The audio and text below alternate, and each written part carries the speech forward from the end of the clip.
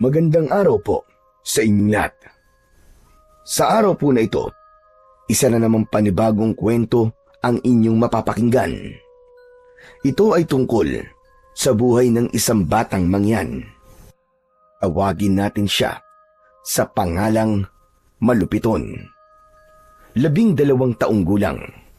Nakatira sila sa paanan ng bundok ng Halcon.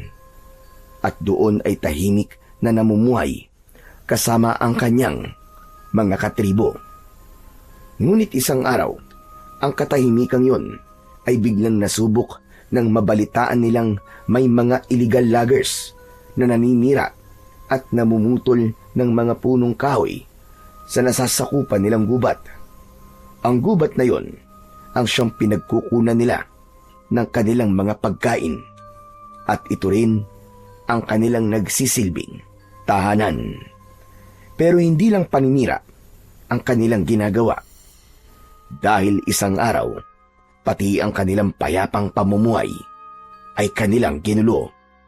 Dito na, haharapin ni Malupiton ang kanyang kapalaran, ang maging tagapagtanggol ng kanyang tribo.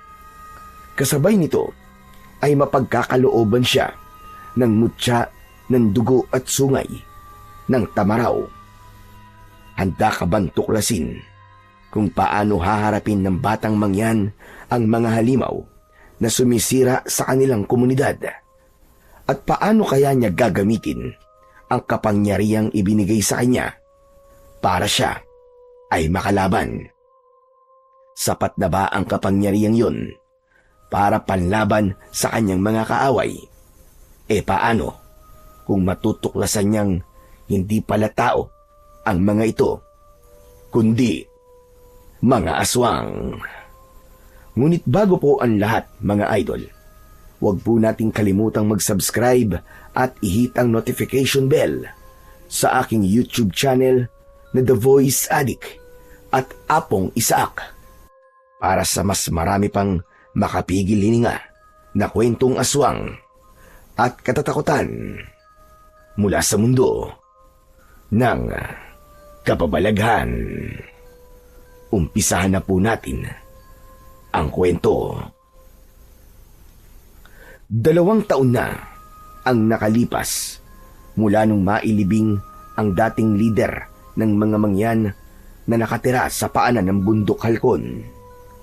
Dumating na ang pinakahihintay nilang araw para isagawa ang kanilang ritual na kung tawagin nila ay kutkot.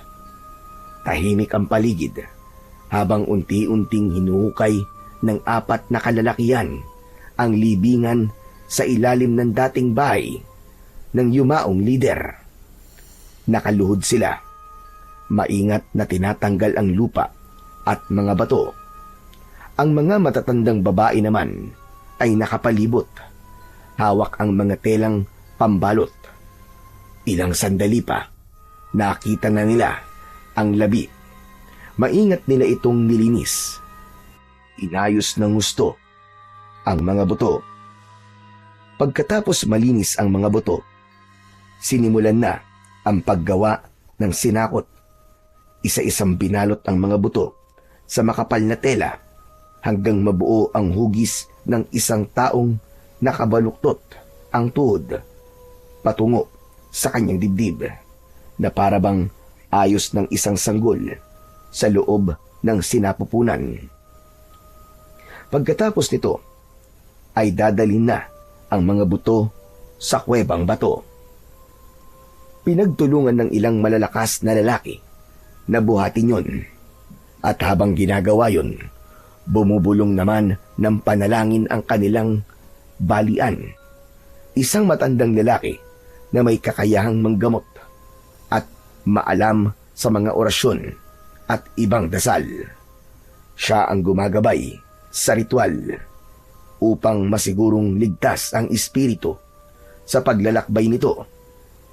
Layunin nilang ilagak ang mga buto sa isang sagradong kuweba na kanilang pinaniniwalaang daanan ng mga espiritu patungo sa lupain ng kanilang mga ninuno.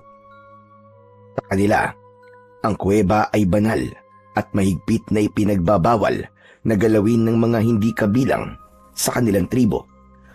Bawal ding pumasok, lalo na kapag hindi pinahihintulutan. Habang papunta sila sa kuweba, tumutunog ang mga gong at nagsimula ang sayaw na tarok. Kasunod ng mga sumasayaw ay ang mga kababaihang may dalang mga basket na puno ng prutas, palay at mga bulaklak na ihahandog para sa espiritu ng yumaong lider. Kabilang sa naglalakad ay ang magkaibigang si Malupiton at ang kaibigan niyang si Balong. Tahimik nilang sinusundan ang prosesyon. Si Malupiton ay anak ng kasalukuyang lider na si Lakan Daturos at lolo niya rin ang kasalukuyang inilalagak sa huling hantungan. Tahimik lamang si Malupiton habang pinagmamasdan ang ritual, ngunit ilang sandali pa ay nagsalita si Balong. "Kumusta ka na ngayon? Ayos ka lang ba, Malupiton?" Oo naman, ayos lang ako kahit medyo malungkot. Kasi naaalala ko na naman si Lolo eh. Kaso, ganun talaga eh. Sadyang mahiwaga ang buhay. Kailangan natin tanggapin na hindi habang panahon makakasama natin ang mga mahal natin. Yun nga lang, talagang nakakalungkot talaga. Kaya nga nakakalungkot na wala na siya. Isa pa naman siyang magaling na leader. Mas mabait siya kumpara sa tatay mo na napaka-istrikto at saka madamot.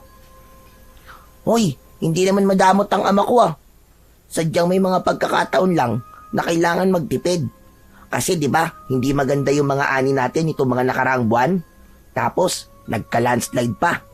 Kaya sarado yung daan papuntang palengke. Hindi tuloy makapagbenta yung mga kasama natin sa tribo. Pasensya ka na, Malupito na. Naikukumpara ko lang naman sila. Kasi yung lolo mo, sa mga panahong ganito na nagigipit tayo, siya talaga ang gumagawa ng paraan para hindi tayo magutom, di ba? Kahit mahirap, nagagawan pa rin niyang magbigay at magpakain sa mga tao. Alam ko ang sinasabi mo at naiintindihan ko. Kaya lang wala na tayong magagawa. Magkaibang tao talaga sila eh. Oo nga, pero alam mo, bilib talaga ako sa lolo mo. May naikwento sa akin si tatay. Hindi ko lang alam kung alam mo ha. Ang sabi, halos kasing edad pa lang daw natin siya noon. Naging lakan na siya. At siya ang naging pinakabatang leader sa buong tribo. Marunong na siyang manguna sa mga tao. Tapos sabi pa, magaling daw siyang mangaso kahit bata pa. Alam ko yan. Siyempre, si Lolo yung pinag-uusapan natin eh. Natural na alam ko yun. Ikaw talaga oo. Alam mo, idagdag mo pa dyan yung sabi ni Ama na napili si Lolo na maging leader dahil siya mismo ang nagligtas at nagtanggol sa tribo laban sa mga masasamang dayo noon. Ang galing no? Paano kaya niya nagawa yun? May alam ba sa mahika ang lolo mo? Ang alam ko marunong. Talaga? Oo. Pero atin-atin lang to ah. Sekreto lang kasi namin yun ni tatay at lolo eh. Marunong siyang gumamot. Katulad ng mga matatandang balian o manggagamot dito sa tribo. Marunong din siya sa ilang kakaibang ritual. Kaya rin niyang mangulam o magsaway. Yung pagbabalik ng sumpa sa pinagmulan nito. Hala, ang galing pala talaga niya. Nakakabilib. Mukhang wala na talaga makakapantay sa kanya. Sayang talaga. At wala na siya. Oo, sayang talaga. Pero kahit wala na siya, gusto kong maalala siya bilang isang taong hindi lang basta leader, kundi isa ring mabuting lolo. Lahat ng alam ko ngayon, sa kanya ko natutunan at nalaman. May mga sikreto siyang sinabi sa akin na hindi alam ng iba. Teka, may alam ka mga sikreto? Ano yun? Sabihin mo naman sa akin oh. Hindi pwede, magagalit ang lolo ko. Ito naman, nagmana ka talaga sa tatay mo, madamot. Grabe ka naman, Balong. Hindi lang talaga pwede kasi nga baka magalit ang kaluluwa ni lolo sa akin kapag sinabi ko to sa iba. Ganun? Sige na nga. Hayaan na lang. Pero totoo ba talagang marami ka natutunan sa kanya? Oo naman. Eh bakit di mo gamitin? Bakit hindi mo ipakita sa mga tao yung mga natutunan mo? Para makita nila na magaling ka rin. At para hindi na rin ako napapagod na magtanggol sa'yo. Magtanggol? Teka, bakit naman? Iyan tayo eh. Ikaw kasi, palagi ka na lamang nagkukulong sa bahay. Kaya ang tingin sa'yo ng mga katribo natin ay mahina at walang alam. Hayaan mo sila. Ayoko nung sinasabi mo na kailangan kong ipagyabang kung ano ang meron sa akin. Hindi. Basta ako, ang gusto ko ngayon ay mag-aral at magpakadalubhasa ng sikreto lang. Naku, sinasabi ko sa'yo malupiton. Mas mainam na mailantad na kung gaano ka kagaling.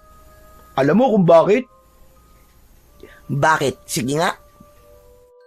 Narinig ko sa usapan na kapag dumating daw ang panahon na kailangan ng palitan ng tatay mo, malamang sa malamang ay sa ibang pamilya na maghahanap ng kapalit niya. Dahil hindi ka raw talaga nila nakikitaan ng mga katangiang pwedeng maging leader. Kasi mahina ka raw eh. Hindi ako mahina, Balong. Napayuko si Malupiton. Batid niya ang sinabi ng kanyang kaibigang si Balong. Alam niyang sa mata ng iba, siya ay tamad, mahina, at hindi rin marunong makihalubilo. Lagi lang nasa loob ng bahay, lalo na nung buhay pa ang kanyang lolo. Ang hindi alam ng karamihan, kaya siya nagkukulong noon, ay para kulitin ang kanyang lolo. Naturuan siya ng mga lihim na kaalaman ng mga balian. Nagpatuloy ang pang-aasar ni Balong, ngunit sa halip na sumagot pa, ay tahimik na lamang ang batang si Malupiton. Huminto na rin sila sa paglalakad dahil narating na nila ang bukana ng kuweba. Tumingin siya sa sinakot na unti-unti nang ipinapasok doon. At sa sandaling yun, nanumpa siya sa labi ng kanyang lolo na balang araw, ipapakita niya sa lahat na mali ang tingin nila sa kanya. Ilang sandali pa ay natapos na ang ritual. Matapos mailagak ang sinakot sa pinakaloob ng sagradong kuweba, isa-isa nang nagsiuwian ang mga tao. Sumunod na rin si Malupiton sa agos ng mga taong pauwi. Ngunit sa halip na umuwi sa bahay ng kanyang ama, ay dumiretso siya sa bahay ng kanyang lolo. 2 taon din nilang hindi napasok ang bahay na yon, simula nang mamatay ang matanda. Ayon sa kanilang kaugalian, ang bahay ng patay ay bawal pasukin o tirihan ng mga kamag-anak hanggat hindi nilalagak sa sagradong kuweba ang kanyang sinakot. Mabigat ang pakiramdam niya habang inaakyat ang hagdan papasok sa bahay. Parang bawat pagakbang niya ay naaalala niya ang kanyang lolo. Naaalala niya ang mahinahon nitong tinig kapag sinasalubong siya.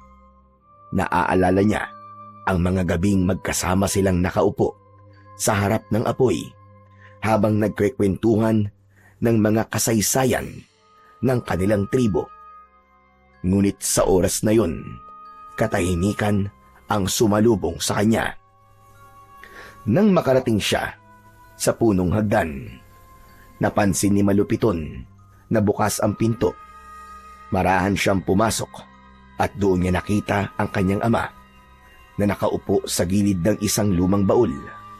Hawak nito ang isang pirasong punyal na pag-aari ng kanyang lolo. Nagulat si Malupiton nang makita ang ama na umiiyak. Hindi pa niya ito nakita sa ganoong kalagayan kahit minsan. Ni noong araw na natagpuan nilang malamig na ang bangkay ng lolo niya, ni isang patak ng luha ay hindi bumagsak mula sa kanyang mga mata. Ngunit nang mapansin siya ng ama, agad nitong pinahid ang luha at pinilit na magmukhang matatag. Aba, nandito ka na pala. Bakit hindi ka dumiretso sa bahay? May konting salo-salo dun ah. Dumaan lamang po ako dito. Kasi po, nangungulila po ako kay Lolo eh. Tumabi ang bata sa kanyang ama. Napatingin siya sa lumang baul na nakabukas. Nakasalansan doon ang ilang mga gamit ng lolo niya. Mga lumang itak, balabal, at ilang kahoy na palamuti. Ano pong ginagawa niyo sa mga gamit ni Lolo? Tinitignan ko lang. Kasi parang naririnig ko pa rin ang boses niya kapag nahahawakan ko ang mga ito. Nangungulila rin po kayo sa kanya? Ako po kasi, palagi ko pa rin po siyang iniisip eh. Oo naman. Pero anak, hindi tamang palagi natin siyang iisipin. Kailangan na nating magpatuloy. Hindi pwedeng puro alaala na lang. Kailangan nating kumilos para sa ating tribo. Ano pong ibig niyo sabihin? Simula bukas, anak. Tuturuan na mga batang 10 taong gulang pataas kung paano mangaso at humawak ng sibat. At kasama ka roon. Ako po? Pero di ba po, nung si Lolo ang leader, hinahayaan lang po niya kami maglaro? Ang ginagawa lang po namin nun ay ang tumulong sa pagtatanim at pangingisda, pero hindi po sa pangangaso. Dahil iba na ang panahon ngayon. 2 taon mula nang mamatay ang lolo mo. Madami nang nagbago. Noon, sapat pa ang ani at huli para sa lahat. Pero ngayon, kung hindi kikilos ang lahat, baka magutom tayo. Lalo't sinabi ng balian na may paparating na tagutom. Talaga po bang mangyayari yun, Tay? Oo. At hindi lang yun ang problema natin. Napansin mo bang bahagi ng kabundukan na kalbo na? Opo. Yun ang sinasabi kong problema. May mga taong hindi taga rito ang pumapasok sa kagubatan at namumutol ng mga puno para ibenta. Dahil sa walang habas na pagtutroso, nawawasak ang lupa. Yun ang dahilan kung bakit nagkakaroon ng pagguho sa daan, papuntang pamilihan. At kapag nawala ang mga puno, mauubos din ang mga hayop na pinagkukunan natin ng pagkain. Kung ganun po, ay kailangan pala talaga nating kumilos. Kaya nga gusto kong makiisa ka sa mga ituturo bukas. Hindi lang ito para sa pangangaso, anak. Gusto kong matutunan yung mga kabataan kung paano ipagtanggol ang inyong mga sarili at ang tribo. Kapag dumating ang araw na wala ako, kailangan handa ka. Lalo na't ikaw ang papalit sa akin. Po, ako po ang papalit. Pero sabi po nila mahina daw po ako at walang alam. At sinong may sabi niyan? May narinig lang po na usapan ng kaibigan ko. Kung sinasabi nilang wala kang alam, ayos lang yun. Alam mo kung bakit? Kasi wala namang ipinanganak na may alam na. Walang ipinanganak na agad ay malakas na. At mas lalong walang ipinanganak na handa na kagad humawak ng responsibilidad. Ang pagiging pinuno, anak, ay matututunan.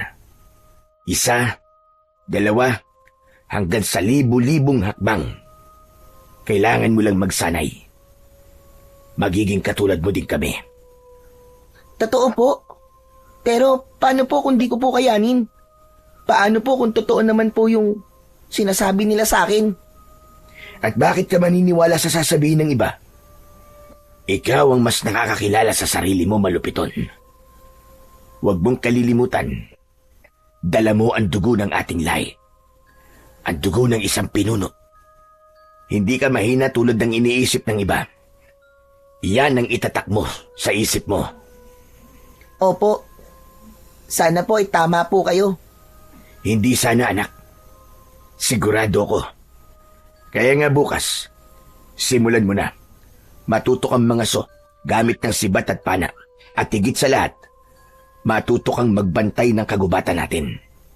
Hindi lang ito tungkol sa pagkain, kundi sa kaligtasan ng buong tribo. Nating lahat. Sige po, Ama. Nagtagal pa ang kanilang pag-uusap. Ikinuwento nila Kandaturos ang mga plano niya para sa kabataan at mas kinaan simpleng paraan ng pagbabantay sa kagubatan laban sa mga dayong namumutol ng mga puno. Ipinangako ni Malupiton sa kanyang ama na gagawin niya ang lahat ng kanyang makakaya. Kahit pa nangangamba siya sa mga hamon na paparating sa kanilang tribo. Pagkatapos ng kanilang pag-uusap, maingat na isa-isang ibinalik nila Kandaturos ang mga gamit ng matanda sa loob ng baul at maingat niya itong isinara. Tumayo na sila at sabay na lumabas ng bahay. Tahimik silang naglakad pauwi at pagdating nila doon ay agad na naamoy ni Malupiton ang amoy ng inihaw na isda at ang sabaw ng nilagang baboy damo. Nasa gitna ng bakuran ang kanilang mga katribo, nakapalibot sa isang mahabang mesa na yari sa kawayan. May sapin itong dahon ng saging at abala ang lahat sa paghahanda ng pagkain. Ginagawa nila ito upang parangalan ang alaala ng yumao at magpasalamat sa lahat ng mga biyayang natatanggap ng tribo. Kumakanta ang mga matatanda ng lumang awitin na mula pa sa kanilang mga ninuno at may kwentuhan tungkol sa kabutihan ng taong pumanaw. Habang kumakain, nakikinig lang si Malupiton sa mga matatanda na nagkikwento ng kabayanihan ng kanyang lolo. Natutuwa siyang isipin na ang kanyang lolo ay hinahangaan at minamahal talaga ng lahat. Ngunit kapalit ng tuwang yun, habang pinakikinggan niya ang usapan kung gaano katapang at katalino ang kanyang lolo, napaisip siya kung kakayanin ba niyang mapantayan ang mga yon. Tahimik lang siyang kumain, ngunit sa loob-loob niya, nagsisimula ng mabuo ang matinding hangarin niya na patunayan ang kanyang sarili sa lahat. Minsan ay napapatingin siya sa kanyang ama na abala pa rin sa pakikipag-usap sa ibang matatanda. Kita sa mukha nito ang bigat ng responsibilidad bilang isang lider. Samantala, pagkatapos kumain ng lahat, ay nagsimula na ang isang simpleng ritual ng pasasalamat nila sa mga espiritu ng kalikasan. Tumayo ang balian at sinindihan ng halamang may mabangong usok. Isa-isang nagbigay ng galang ang mga tao. Inilalapit ang kamay sa usok at itinaas ito bilang tanda ng pasasalamat at paghingi na rin ng proteksyon para sa tribo. Maya-maya pa ay biglang nabaling ang tingin ni Malupiton sa gawing likuran ng mga puno sa di kalayuan. Doon niya nakita ang isang tapanaw na tila nakasilip at pinagmamasdan ang ginagawa nilang ritual. Tumayo siya at naglakad ng dahan-dahan dahil sa pag-aakalang baka isa ito sa mga alagang ginagamit ng kanilang tribo sa pagsasaka at nakawala. Ngunit mailap ang hayop. Sa sandaling nakita siyang papalapit, bigla itong tumakbo papasok sa gubat. Ngunit bago pa tuluyang mawala ito sa kanyang paningin, napansin niya na kakaiba ito. May makapal at makinang na kulay gintong balahibo ito sa batok. Noon lang siya nakakita ng ganun. Napakunot ang kanyang noo. Teka, hindi yun isa sa mga alaga namin ah. Naligaw lang kaya yun dito? Habang sinusundan niya ng tingin ang direksyon na tinahak ng hayop, biglang may kumalabit sa kanya. Uy! Kanina pa kita tinatawag ah. Ano ba tinitignan mo dyan? May ano kasi balong eh. May nakita akong tamaraw na para bang may gintong balahibo sa batok. Ano ka mo? Gintong balahibo? Ano sinasabi mo? Eh wala namang ganun ah. Sigurado ka ba sa nakita mo? Oo balong, sigurado ako. Kung totoo nga yun, dapat mo sabihin sa kanila, lalo na sa balian. Baka may ibig sabihin ng pagpapakita ng tamaraw na yun na may gintong balahibo sa batok. Hindi, wag na muna nating sabihin sa iba. Kasi parang pamilyar sa akin ng tamaraw na yun eh. Parang narinig ko na noon ng tungkol sa kanya. Pero hindi ko lang maalala kung saan o kanino ko to narinig. Eh kung ganun nga, dapat mo sabihin. Baka kasi mahalaga eh. Ang mga matatanda lang ang nakakaalam ng lahat. Ang kulit mo naman, Balong eh. Sabi na wag na muna eh. Saka ko na lang sasabihin kapag naalala ko na ang tungkol sa kanya.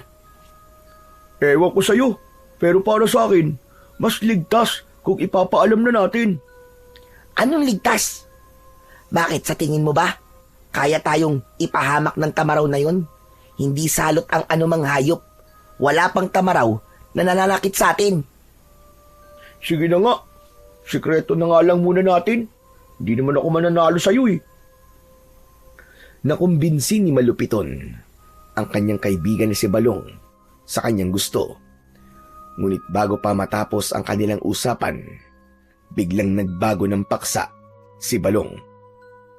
Alam mo na ba yung tungkol sa plano ng Lakan na pati yung mga bata ay sasabak na sa pangangaso? Ha? Oo, alam ko na. Sinabi niya na kanina. Pero hindi naman niya sinabi sa akin na sasabak tayo sa pangangaso. Ang batid ko, tuturuan at sasanayin lang niya tayo na humawak ng mga gamit sa pangangaso. Sus, doon na rin pupunta yun eh. Ano ka ba? Kaya tayo sasanayin ay dahil pati tayo kailangan na rin mangaso. Kailangan na rin nating pakainin ang buong tribo. Sa bagay, tama ka. O di ba? Pero sa totoo lang, hindi naman ako tutol.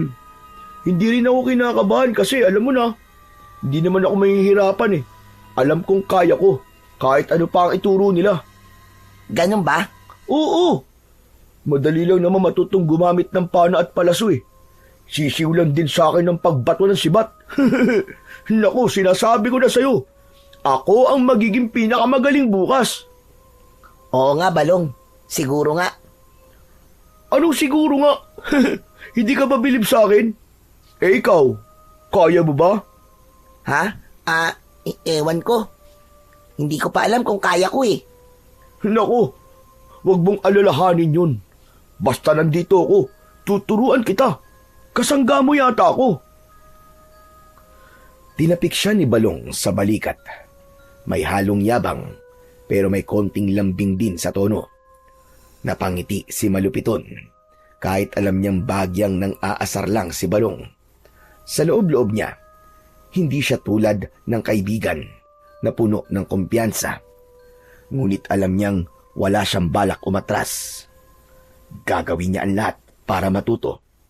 Hindi lang para patunayan sa iba na kaya niya, kundi para sa seguridad ng buong tribo. At sa isang bahagi ng kanyang isipan, alam niyang ang pagsasanay na ito ay maaaring magdala rin sa kanya sa kasagutan tungkol sa kakaibang tamaraw na nakita niya. Kinagabihan, nagtipon-tipon ang mga matatanda sa bulwagan ng tribo. Tanging liwanag lang ng mga sulo ang nagbibigay liwanag sa paligid. Subalit hindi yun hadlang para sa kanilang pagtitipon. Tahimik silang nakaupo at handang makinig sa bawat salitang sasabihin ng lider. Ang bulwagan ay simple lang. Nakaupo silang lahat sa lupa at nakaharap sa nasa harap nilang si Lakan Daturos. Samantalang si Malupito naman ay kasama nila sa pagpupulong. Nasa tabi ito ng kanyang ama. Tahimik lang itong nakamasid at nakikinig. Guwahon, may balitang nakarating sa akin mula sa ilang tanod sa gubat na may mga bagong dating na dayo. Namumutol sila ng mga puno na walang pahintulot. At sabi pa, ay malapit lang dito sa atin. Tama po kayo. Meron nga pong isang grupo ng mga kalalakihang umakyat dito sa itaas ng bundok. At tulad ng sabi nyo, ay namumutol sila ng mga puno at ginagawang troso. Ito na nga ba ang kinakatakutan ko? Kailangan nating pigilan ito at huwag nating hayaan na sirain nila ang ating bundok. Huwag nating hayaan maubos ang ating mga puno at mawala ang mga hayop. Oo, Lakan. Dahil kung di tayo kikilos ngayon, baka tuluyan na masira ang kagubatan at mahirapan ang tribo natin sa hinaharap. Tama ka, Guwahon. Kaya naman kailangan natin pag-usapan ng maayos kung ano ang gagawin. Hindi natin pwedeng pabayaan sila. Ang mga matatanda ay nagkatinginan sa isa't isa. Ang bawat isa ay nag-iisip kung paano nila maipagtatanggol ang kanilang lugar. Kung ganun, Lakan, ano po ang plano natin? Magbabantay po ba tayo sa kagubatan? Hindi sapat ang magbantay lang, Guwahon. Kailangan natin silang makaharap. Makikipag-usap tayo sa kanila. Gagamitin natin ang diplomasyong pag-uusap kung maaari. Lisanin nila ang lugar natin at ihinto ang pagsira sa kalikasan. At kung hindi sila makinig sa atin, Lakan? Kung hindi, handa tayong gumawa ng paraan para mapigilan sila. Hindi natin hahayaan na masira ang ating bundok at ang mga pinagkukunan natin ng pagkain. Ngunit sana, hindi na umabot sa ganun. Mas maganda na malutas natin ang bagay na to nang walang gulo. Tama po kayo, Lakan. Mas mainam nga po na maayos ang usapan. Ngunit, dapat din po tayo maganda. Baka kailangan nating ipakita ang kakayahan ng tribo para maipagtanggol ang ating tahanan. Eksakto.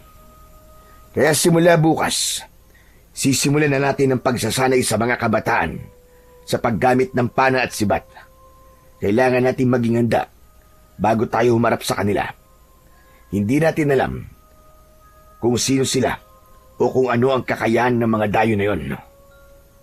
Sandali lang po.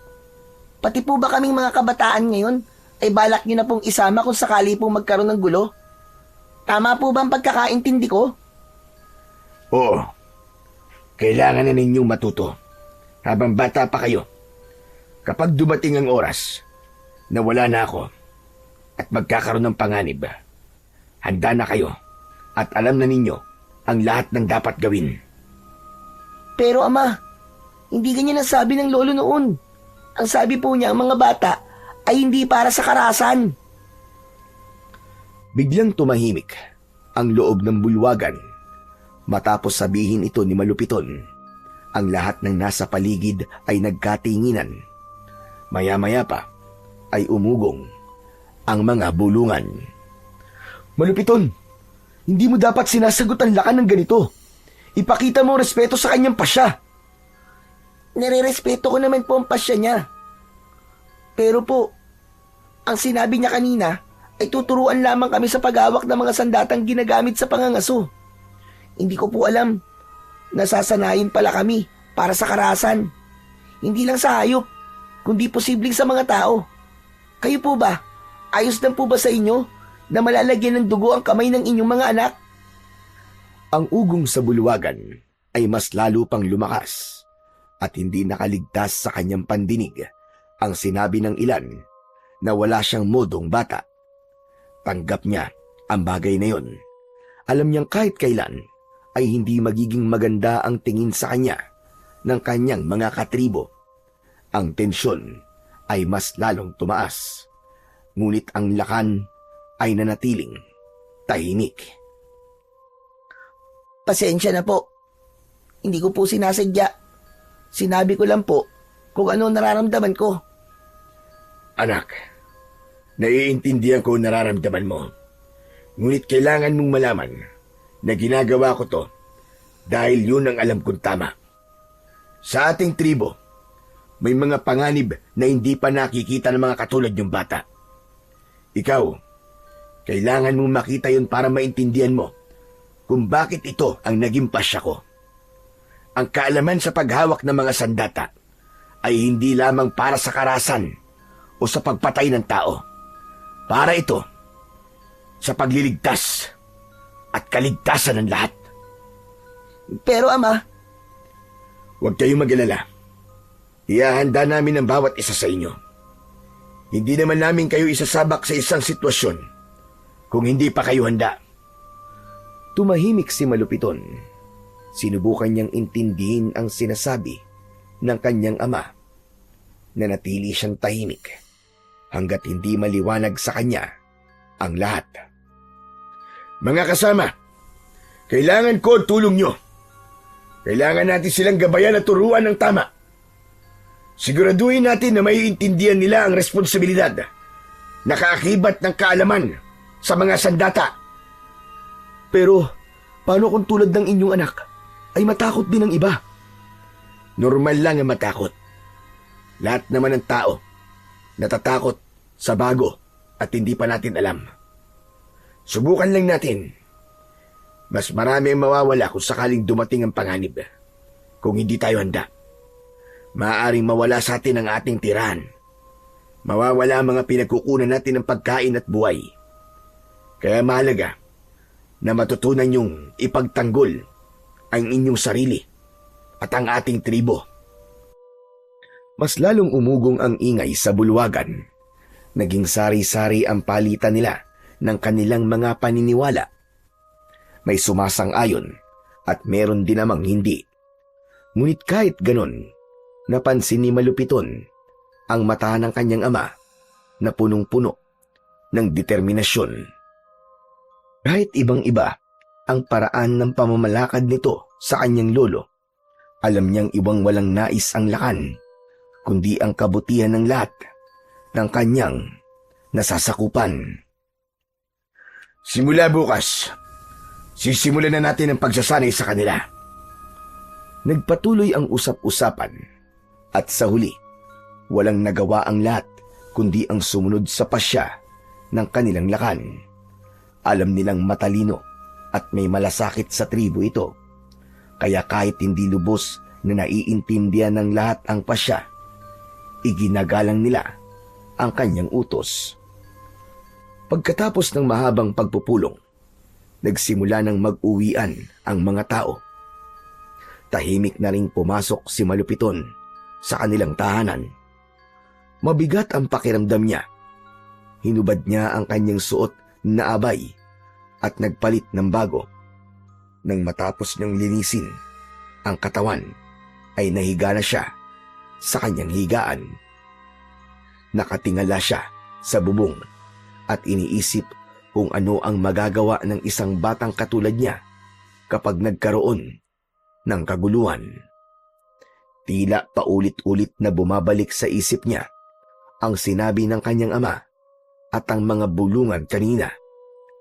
Maya-maya pa, nang hindi makuha ang antok, bumangon siya at naupo sa tapat ng bintana. Sa labas ay tinanaw niya ang maliwanag na buwan at mga bituin sa langit. Kita din niya ang malahiganting anino ng bundok halkon.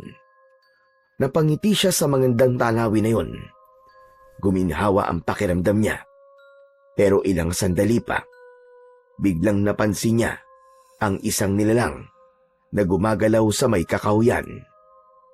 Agad siyang natigilan.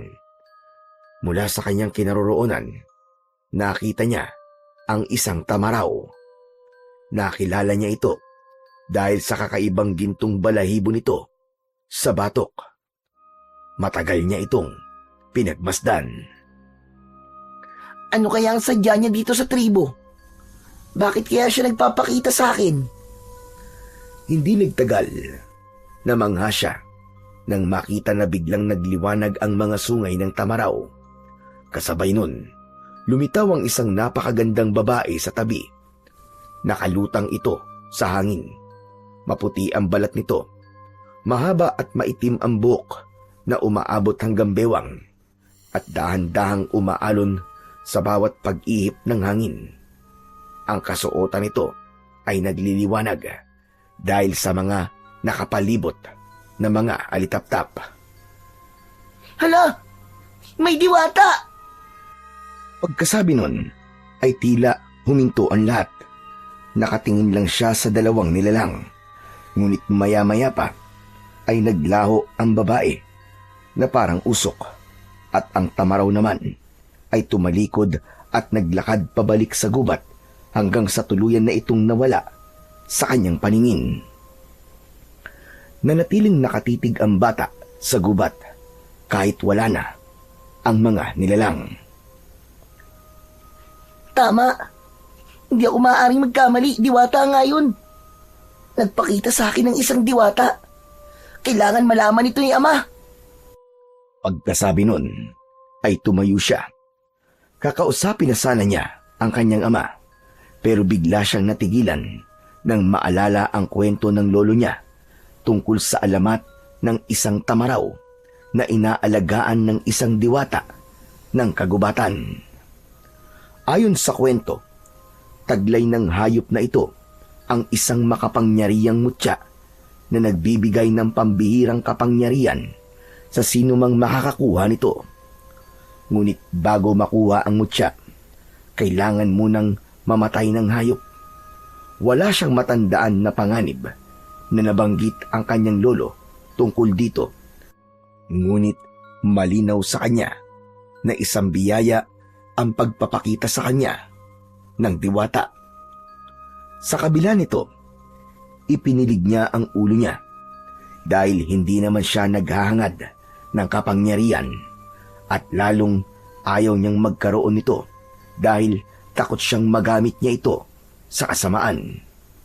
Ang tahimik na pamumuhay ay sapat na para sa kanya. Bumalik siya sa bintana at marahang isinara ito, pero biglang nagulat nang marinig ang kanyang ama sa kanyang likod. Bakit hindi ka pa natutulog, malupiton? Wala po, Ama. Tinitignan ko lang po ang kalangitan. Maganda ang gabi. Malinaw ang buwan at tahimik ang kagubatan. Pero dapat ay nagpapahinga ka na. Maaga pa ang pagsasanay bukas. Opo, Ama. Pasensya na po. Sandali. Hanggang ngayon ba ay iniisip mo pa rin ang tungkol sa pasya ko? O baka may iba kang iniisip? Hindi po, Ama. Ayos na po ako. O sige. Pero tandaan mo, anak. Ano mang iniisip o nararamdaman mo, maaari mong sabihin sa akin, ha? Huwag kang maglilihim sa akin, anak. Handa akong makinig sa'yo. Opo, Ama. Tatandaan ko po ang inyong sinabi. Matapos yun, tinapik siya ng lakan sa balikat at lumabas na ng silid. Humiga na rin siya pagkaraan ng ilang sandali at ipinikit ang kanyang mga mata. At sa huling pagkakataon, bago tuluyang makatulog, nanatili sa isip niya ang liwanag ng sungay ng tamaraw at ang anyo ng diwata. Ilang oras ang nagdaan, biglang may humawak sa kanyang pisngi. Malamig ang kamay at madiin. Bigla siyang napabalikwas at bumungad sa kanya ang malapad na ngiti ng kaibigan niyang si Balong. Tululaway ka pa! Bumangon ka na nga dyan! Ano ba? Ikaw naman, oh. Bakit ka ba nandito, Balong? Natutulog pa yung tao eh. Nangiistorbo ka. Anong istorbo sinasabi mo? Hoy, malupiton! Alam mo bang kaya ako nandito ay dahil inutusan ako ng lakan, nagisingin ka na dahil malapit na magsimula ang pagsasanay. Kaya bilisan mo, bumangon ka na dyan. Bago pa ang mismong lakan ang gigising sa'yo. Bahala ka. Pagagalitan ka na naman nun.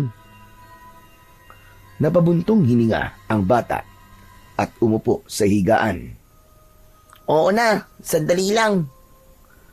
Mabilis siyang naganda, naghilamos, nag-ayos ng buhok, at nagpalit ng malinis na abay o bahag na gawa sa balat ng puno. Bilis na, ang bagal-bagal mo talaga kumilos kahit kailan. Oo na, tapos na. Mabilis silang lumabas ng bahay at tumakbo patungo sa maluwag na bakuran sa gitna ng nayon, kung saan nakita na nilang nakahanda ang mga pana at sibat at mga target na yari sa puno ng saging.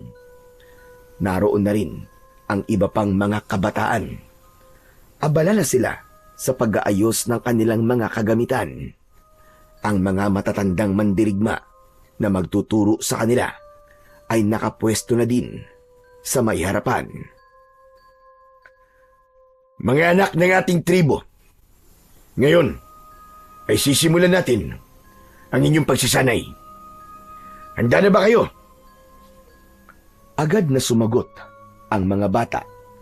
Nakahanda na sila. Agad na sinimulan na ang unang bahagi ng pagsasanay. Tinuruan sila sa paggamit ng pana. Maingat na ipinakita ng isa sa matatanda ang wastong posisyon ng katawan at kamay. Ikaw na, Malupiton, ang unang sumubok. Ha? Ako po? Pero, Sige na, Malupiton. Kaya mo yan. Anak ka ng lakan, kaya alam kong kayang-kaya mo yan. Sinubukan nga ni Malupiton.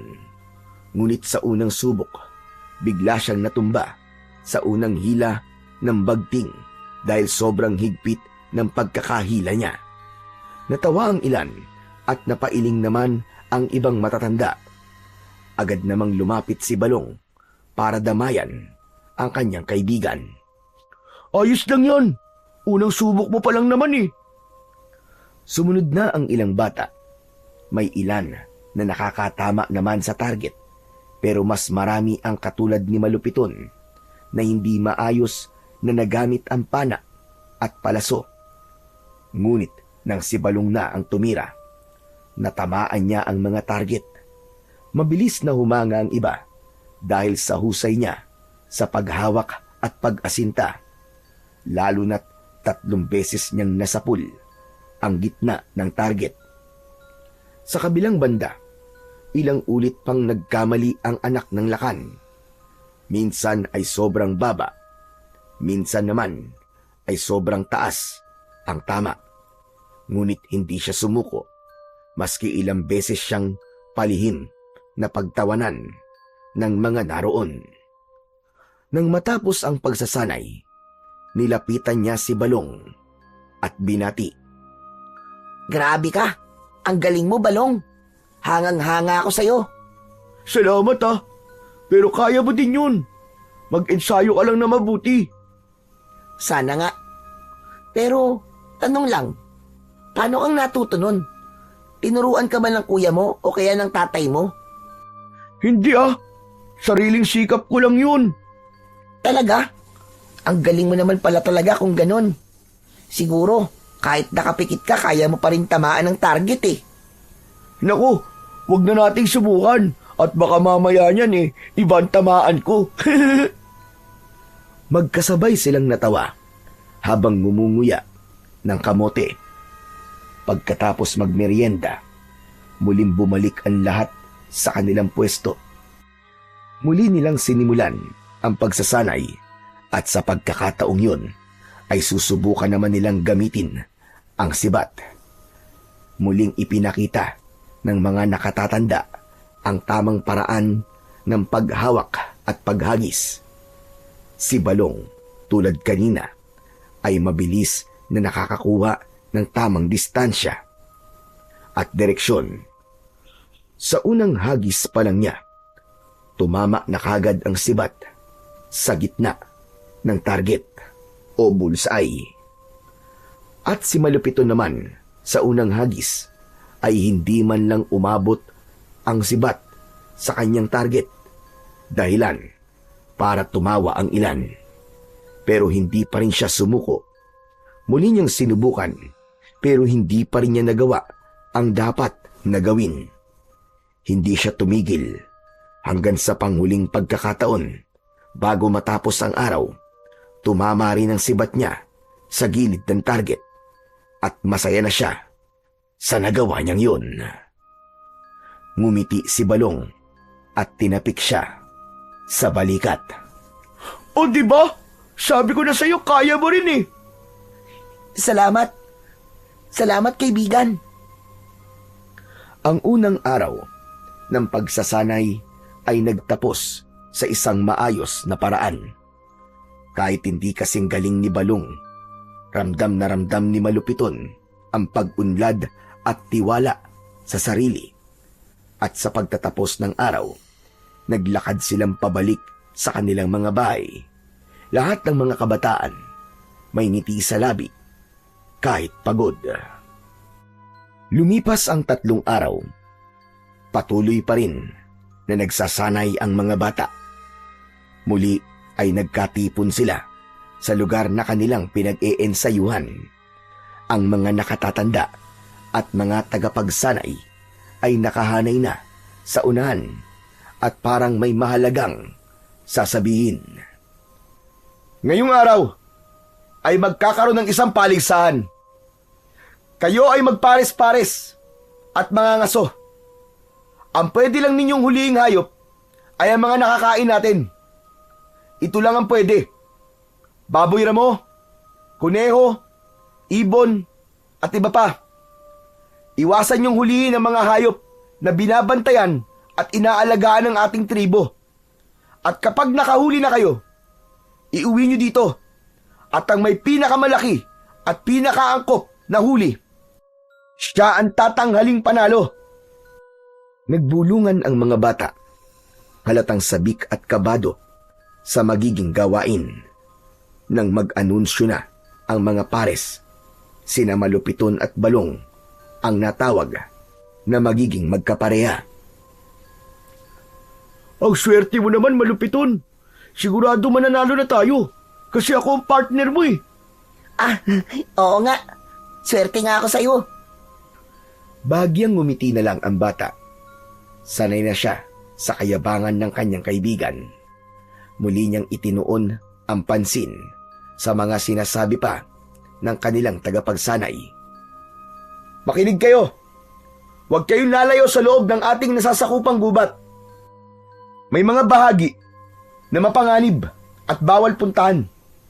Tandaan nyo, sundin nyo ang mga patakaran para maiwasan ang disgrasya. Maliwanag ba? Opo, maliwanag na maliwanag. Agad na nagsimula ang bawat pares. Naglakad na sila patungo sa kani-kanilang napiling bahagi ng gubat. Si Malupiton at Balong ay naglakad papunta sa kanlurang bahagi. Nang naroon na sila, ay agad na nagpaikot-ikot si Balong at naghanap ng hayop. Ngunit ni isang kuneho o ibon ay wala siyang nakita. Pabihira naman yan oh. Ano ba ito napuntahan natin? Wala man lang kahit maliit na hayop. Sayang lang ang oras natin dito. Wala tayong mahuhuli. Maghintay pa tayo ng kahit konti lang, Balong. Ganun naman talaga kapag nangangaso, di ba? Kailangan, matyaga ka. Hindi natin kailangan magtyaga dito, Malupiton. Tignan mo ang tahimik ng lugar. Alam mo, mas maganda kung lalayo tayo ng konti. Baka sa banda ron ay may makita na tayong hayop. Hindi pwede, Balong. Di ba sabi nila dito lang tayo sa loob ng nasasakupan natin? Baka mapahamak tayo kung lalayo tayo. Hindi yan. Bakit? Malalaman ba nila? Hindi, pero nasa panuntunan ng paligsahan na hindi tayo dapat lumayo, di ba? Kung lalabas tayo, pandaraya na ang tawag dun. Nako, ang dami mo pa sinasabi. Halika na. Huwag, Balong. Alam ko na. Natatakot ka, no? Kung natatakot ka, dito ka na lang. Ako, lalayo na. Hindi na napigilan ni Malupiton ang kanyang kaibigan. Naglakad na palayo si Balong. Napabuntong hininga na lamang ang bata at kahit labag sa loob niya, sumunod na rin siya. Ilang minuto pa lang silang naglalakad ay biglang may narinig na silang kaluskos sa may gawing unahan. At mula sa likod ng mga puno, may lumabas na baboy ramo. Ayun! Nakikita mo ba? Nakikita ko! Meron na tayo may uuwi! Ayos! Bago pa siya masaway ni Malupiton, ay mabilis nang tumakbo si Balong palapit sa hayop. Muli niyang hinawakan ito, pero hindi siya ulit pinakinggan. Tumakbo ang baboy ramo nang makitang may papalapit sa kanya. Hinabol ito ni Balong. Hintay! Sandali lang, Balong! Ngunit naging mabilis palalo ang takbo ni Balong hanggang sa tuluyan na itong naglao sa kanyang paningin. Binilisan na rin niya ang pagtakbo habang patuloy na isinisigaw ang pangalan ng kanyang kaibigan. hanggang sa isang malakas na sigaw at ungol ang kanyang narinig. Tulong! Tulungan niyo ako! Sinundan niya ang boses at natagpuan niya ang kaibigan na nakabitin sa gilid ng isang matarik na bangin. Sa itaas nito, nakatayo ang mabagsik na baboy ramo, handang sumalakay. Halos mawalan ng kulay ang muka ni Balong dahil sa labis na takot. Sandali lang, Balong! Huwag kang bibitiw! Agad na pumwesto si Malupiton at iniumang ang kanyang sibat. Sinubukan niyang bugawin ang baboy ramo pero bigla siya nitong sinugod. Mabilis na umatras at umiwas ang bata. Saka muling pumwesto para makahanap ng tamang tiyempo. Muli itong sumalakay at sa pagkakataong yun, isinangga niya ang sibat sa katawan upang mapigilan ang baboy ramo na siya ay kagatin. Pinag-igi niyang mabuti ang kanyang mga galaw dahil alam niyang sa isang maling kilos ay maaari siyang mapahamak. Itinulak niya ng buong lakas ang baboy ramo at mabilis na ibinato ang sibat. Tinamaan sa tagiliran ang baboy ramo. Isang malakas na igik ang narinig bago bumagsak ang baboy ramo. Pagkatapos nun ay mabilis siyang lumapit sa gilid ng bangin at inabot ang kamay ng kaibigan. Balong! Abutin mo ang kamay ko! Dilihan mo! Agad na hinawakan ni Balong ang kanyang mga kamay at si Malupito naman, buong lakas niyang hinila ang kaibigan paitaas. Pareho silang hingal na hingal, pero masaya silang parehas dahil ligtas na si Balong sa tiyak na kamatayan. Nagpahinga sila saglit sa ilalim ng isang puno. Salamat kaibigan ha. Iniligtas mo ako. Utang ko sa iyo ngayon ang buhay ko. Kung hindi ka dumating, baka wala na ako ngayon. Ano ka ba, ayos lang yun. Ang malaga, ligtas ka na. Pero ang galing mo, Malupito na. Ikaw talaga ang tunay na panalo ngayon. Hindi ko alam kung paano kita mababayaran. Hindi mo kailangan magbayad sa akin.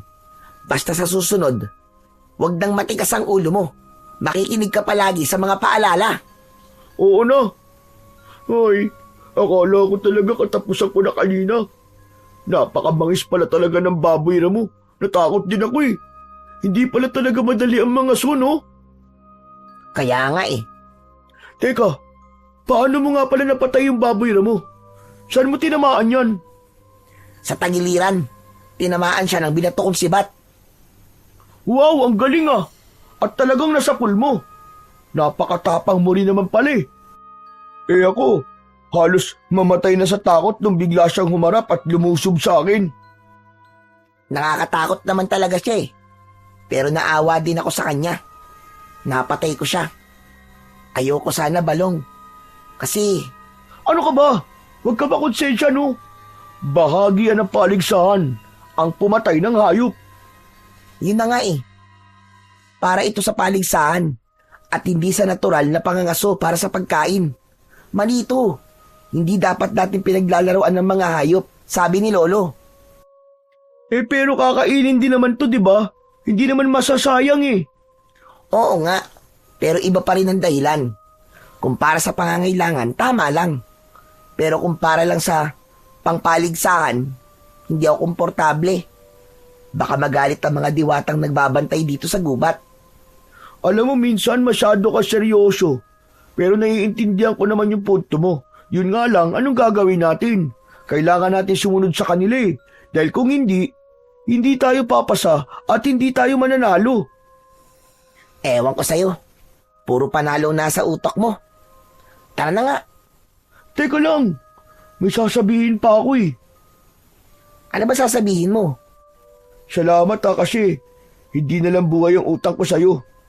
Kundi dahil sa'yo, wala tayong may uuwing huli ngayon.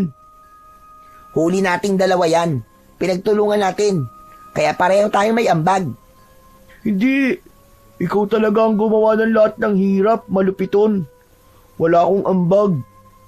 Ako pa nga ang muntik ng gumawa ng problema dahil sa katigasan ng ulo ko. Kaya naman, pagdating natin dun, sasabihin ko sa lahat na magaling ka din. Ay hindi, sasabihin ko sa kanila na ikaw talaga ang pinakamagaling. Hayaan mo na nga yun kung ano-ano pa sinasabi mo eh. Mabuti pa, tara na, umuwi na tayo. O sige na, buhatin na natin itong baboy mo. O sige, partner. Binuhat nila ang baboy, pero sobrang nahirapan sila. Grabe, ang bigat naman ito. Parang mababali ang likod ko. Mabuti pa maghanap tayo ng matibay na kawayan para magawa natin siyang pasanin ng mas madali. Agad silang naghanap sa paligid at nakakita ng dalawang mahahabang kawayan sa gilid ng gubat. Pinutol nila ito at ikinrus sa ilalim ng baboy ramo sa katinalian ng matibay na hibla ng yantok para hindi mahulog ang huli. Pagkatapos, sabay nilang ipinatong sa kanilang mga balikat ang dalawang dulo ng kawayan. Ano ba yan?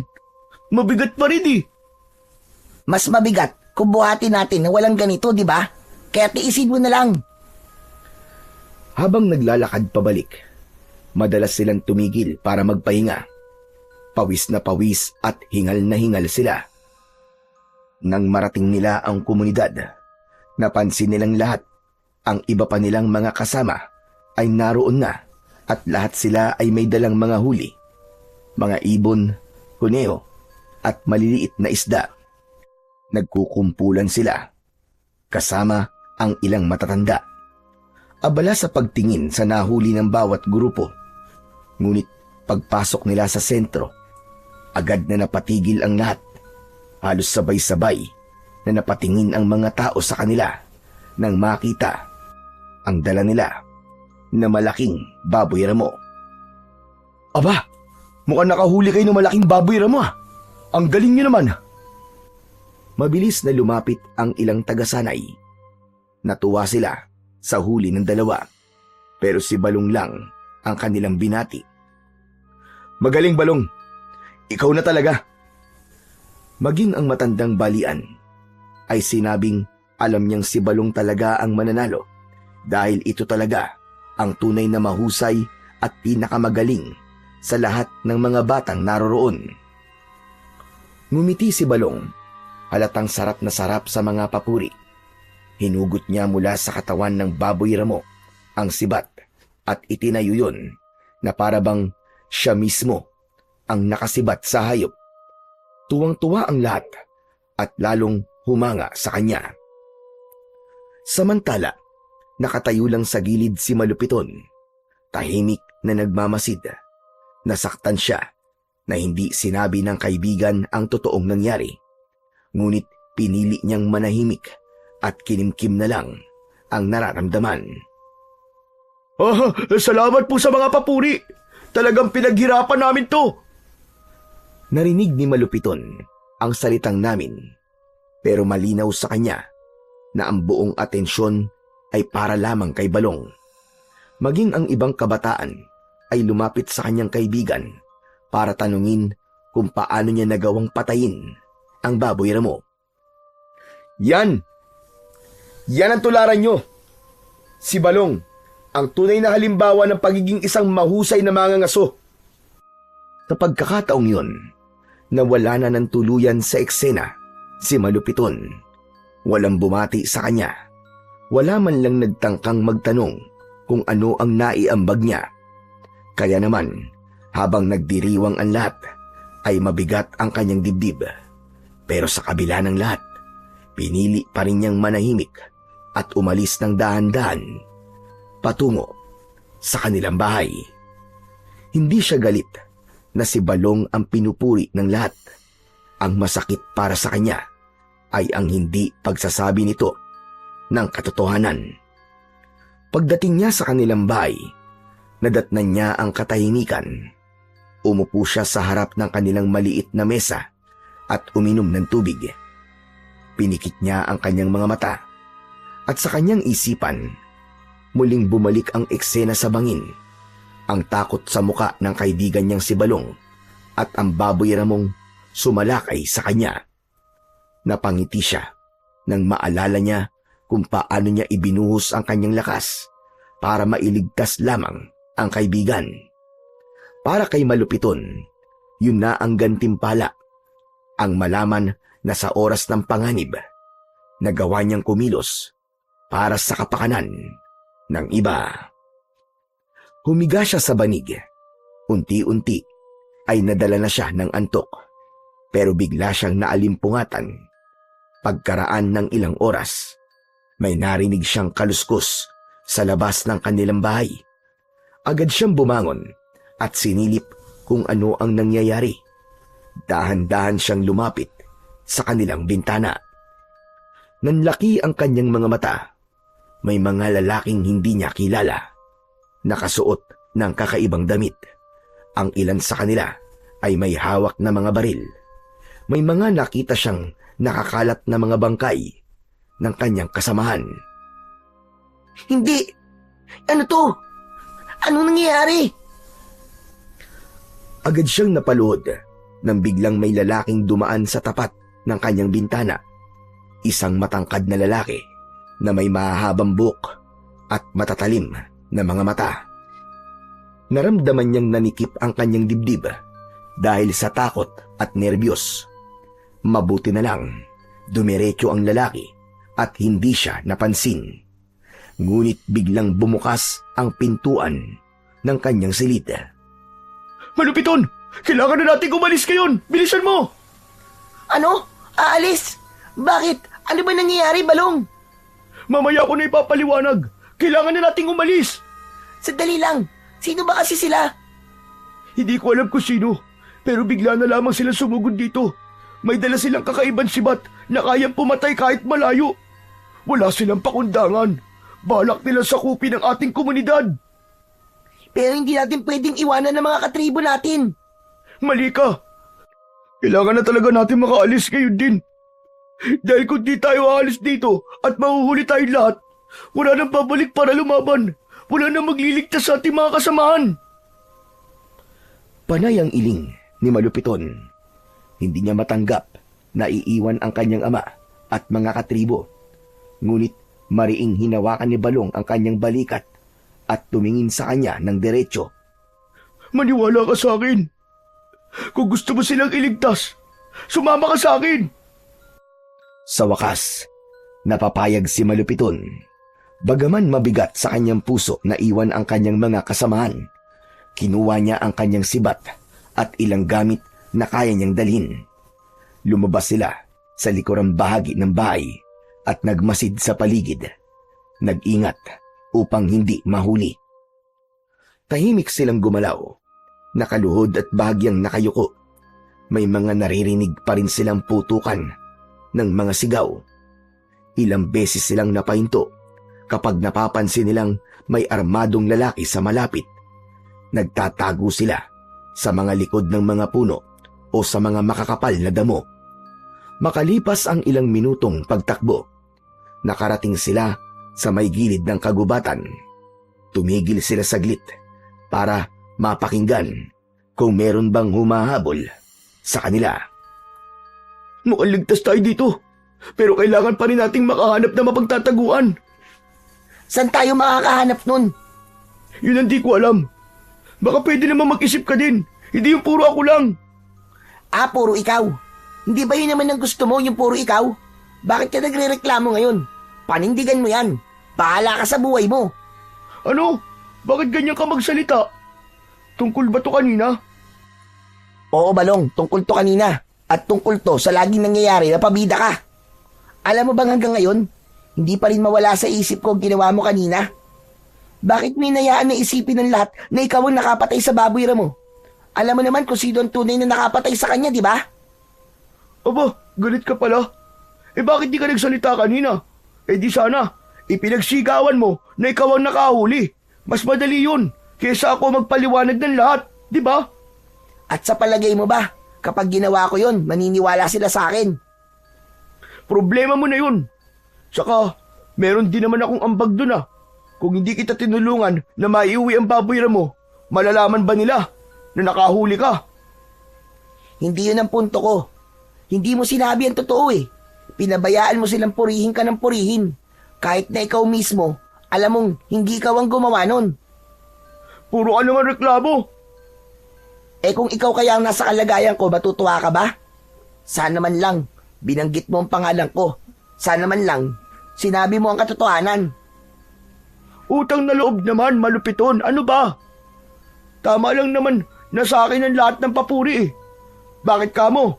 Kasi nakasandal ka lang naman sa anino ko. Kung wala ako, wala kang tapang, mahina ka. Anak ka nga ng lakan, pero wala kang silbi. Totoo ang lahat ng sinasabi nila tungkol sa'yo. Hindi ka pwedeng maging sunod na lakan. Kupal ka ba? Ganun pala ang tingin mo sa akin, Balong. Akala ko pa naman kaibigan kita. Pero matagal ka na palang may kinikimkim sa akin. Hindi ba totoo naman? Tignan mo na lang ang sarili mo nga. Ako ang totoong nagdadala sa'yo. Ako ang matapang. Kung wala ako, kikilos ka ba? Kung wala ako, lalabang ka ba? Mas malakas ako kaysa sa'yo. Eh ikaw, ano ka? Anak ka lang ng lakan. Anak lang. Anino ka lamang ng tatay mo. Oo, anak lang ako ng lakan. Oo, hindi ako kasing lakas at mas lalong hindi mo ako kasing yabang. Pero kahit kailan, Balong, hindi kita pinag-isipan ng masama. Kahit kailan, hindi ako nagmalaki sa'yo. Tinuring kitang kapatid, Balong. Sa lahat ng pagkakataon, ikaw ang una kong iniisip. O ano? Ako na ngayon ang masama. Bakit? Nagsabi lang naman ako ng totoo ah. Masakit bang marinig ang katotohanan na wala ka naman talaga silbi? Wala silbi? Hindi ba't bunti ka nang mamatay sa bangin kung di ako dumating? Natigilan si Balong. Hindi agad siya nakapagsalita at tila napahiya. Pero imbis na magpakumbaba, pinilit pa rin niyang panindigan ang kanyang kayabangan. Nagpasalamat naman ako ah. Saka ano bang ipinuputok ng butsi mo? Eh sinabi ko ba sa'yong iligtas mo ako? Anong sabi mo? Ang sabi ko, quit sa tayo. Iniligtas na kita sa kamay ng mga dayo, kaya wala na akong utang na loob sa'yo. At kung sa akin man napunta ang lahat ng papuri, at kung ako man ang naging bida sa mata ng lahat, wala ka na magagawa doon. Kasi alam naman ng lahat na ako talaga ang magaling. Oo, ikaw na ang magaling. Ikaw na ang palaging bida. Pero sa sarili mo, alam mo kung ano ang totoo. Nagkatitigan silang dalawa. Mas lalong tumaas ang tensyon. Sa huli, tumalikod si Balong. Maghiwalay na tayo. Magmula ngayon, hindi na tayo magkaibigan. Magkanya-kanya na tayo ng landas. Naglakad na palayo si Balong at hindi na siya pinigilan pa ni Malupiton. Samantala siya naman ay naglakad na din. Walang katiyakan kung saan siya patungo. Ramdam niya ang bigat ng kanyang dibdib. Hindi lang dahil sa galit, kundi dahil na rin sa lungkot. Habang lumalayo, napansin niya ang mga kalalakihang hindi niya kilala. Ang kanilang mga kasuotan ay kapareho ng mga taong sumalakay sa kanilang tribo. Nagtago siya sa likod ng puno at pinagmasdan niya ang ginagawa ng mga ito. Namumutol sila ng mga punong kahoy. Marami na silang nasisira, mga malalaki at maliliit na puno. Wala silang pakundangan sa pagsira sa kalikasan. Para bang wala silang pakialam kung may mawawasak na tirahan ng mga ibon, hayop o kahit anong nilalang sa gubat. Maya-maya pa ay biglang may nagsalita. Sinabi nitong ang lugar na kanilang napili ay isang perpektong lugar para gawin nilang taguan at doon ang gagawin nilang pugad. Napakuyom ang kamao ni Malupiton. Galit siya sa mga ito pero pinili niyang manatiling nakatago. Ayaw niya na magpadalos-dalos at mahuli ng mga dayo. Habang pinagmamasdan niya ang mga ito, biglang may lumapit sa kanyang tabi. Nakita niya ang tamaraw na ilang beses na ring nagpakita sa kanya. Nakatitig ito sa kanya at tila ba may gustong sabihin. Ikaw? Bakit? May kailangan ka ba? Tumango ng ilang beses ang Tamaraw at pagkatapos ay dahan-dahang naglakad palayo. Panay ang lingon nun, para bang inaanyayahan siyang sumunod. Nagdadalawang isip ang batang si Malupiton. Ngunit sa bandang huli ay pinili niyang magtiwala. Sinundan niya ito. Ilang sandali pa ay napansin niya ang daang kanilang tinatahak. Papunta ito sa direksyon ng Kuwebang Bato. At huminto sa harap ng Kuwebang Bato ang Tamaraw at itinutulak siya papasok sa loob ng kuweba. Teka, sandali lang. Teka, dito mo ba ako gustong magtago, Tamaraw? Muli siyang itinulak ng hayop gamit ang ulo nito. Naunawaan na talaga ni Malupiton na pinapapasok siya nito sa kuweba. Ngunit bago pa siya tuluyang makapasok, nakarinig siya ng mga yabag at sigaw. May mga taong tumatakbo, para bang may hinahabol. Kaya naman, binilisan niya ang kanyang kilos at pumasok na siya sa loob. Grabe, sobrang dilim naman dito. Wala na akong makita. Marahan siyang kumilos. Ayaw niyang makaapak ni isang libingan sa loob. Patawad po. Tabi-tabi po. Patawad kung pumasok po ako dito nang walang pahintulot. Huwag po sana kayong magagalit sa akin, ha? Patawad po talaga. Paulit-ulit niyang sambit sa kanilang mga ninuno na nakalibing doon. Nagpatuloy siya sa paglalakad hanggang sa marating niya ang dulo ng kuweba. Doon siya umupo. Niyakap niya ang kanyang mga tuhod at patuloy na umusal ng mahinang dasal para sa mga yumao. Maya-maya pa ay biglang may narinig siyang malakas na putok. Doon mismo sa labas ng kuweba, tinakpan niya ang kanyang bibig para hindi siya makagawa ng kahit na anumang ingay. Sa mga sandaling yon, narinig niya ang tinig ni Guwahon, ang kanilang tagapagsanay. Nakikiusap ako! Huwag kayong pumasok dyan! Sagradong lugar na yan! Libingan niya ng aming mga kasama! Pakiramdam ni Malupiton ay may pumasok at sandaling sumilip. Patuloy sa pagsigaw-sigawahon. Pagkatapos nun ay parang may binubugbog dahil sa mga tunog at daing na nanggagaling sa labas. Narinig din niyang nagmamakaawa ng labis si Gawahon. Huwag! Nakikiusap ako! Huwag! Huwag kayong manakit na mga alaga naming hayop! Huwag sila! Tama na! Ilang sandali pa, narinig naman niya ang isang malakas na putok at pagkatapos nun, biglang naghari ang katahimikan. Makalipas ang ilang minuto, nang maramdaman niyang wala ng tao sa labas, dahan-dahan siyang lumabas ng kuweba. Ngunit isang masakit na tanawin ang bumungad sa kanya. Ang Tamaraw, nakahandusay, duguan at may tama ng baril sa katawan. Naghihingalo na ito. Mabilis niya itong nilapitan. Diyos ko! Tamaraw! Sinaktan ka nila. Wala silang awa. Masahol pa sila sa hayop. Umungol ang Tamaraw. Paunti-unti na lang ang paghinga nito. Huwag kang susuko, Tamaraw. Sandali lang. Hahanap lang ako ng gamot para sa'yo. Gagamutin kita. Sandali lang. Huwag kang mamamatay. Naghanap siya ng halamang gamot sa paligid. Piniga niya ang daon at sinubukan itong ipatak sa sugat ng hayop. Ngunit alam niya na hindi sapat yun.